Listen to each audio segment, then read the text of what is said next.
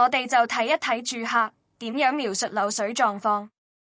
麻煩講一講個漏水狀況。因為呢個黑色呢個係滲水出嚟啦。係啊。咁之前冇咁嚴重嘅，越嚟越嚴重。呢個係個房嚟嘅。OK 好得。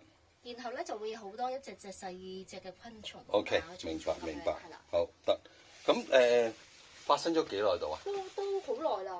應該耐嘅意思係可能3幾個月啊，定係過年？應該咁講，我哋都係冇為意越嚟越，即係見到個顏色越嚟越深。係。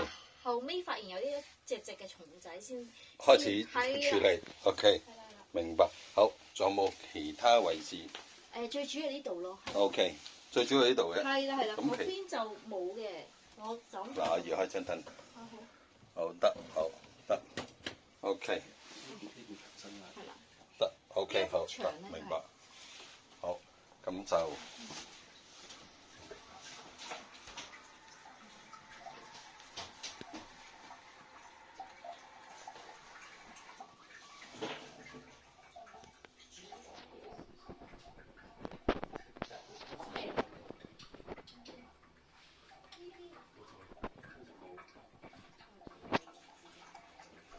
紅外線顯影下，漏水無所遁形，確認漏水位置再進行工程，先可以真正解決漏水問題。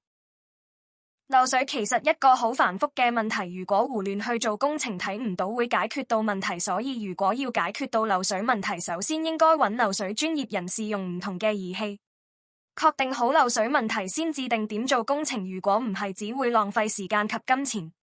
K21 漏水檢查預約WhatsApp 92185392。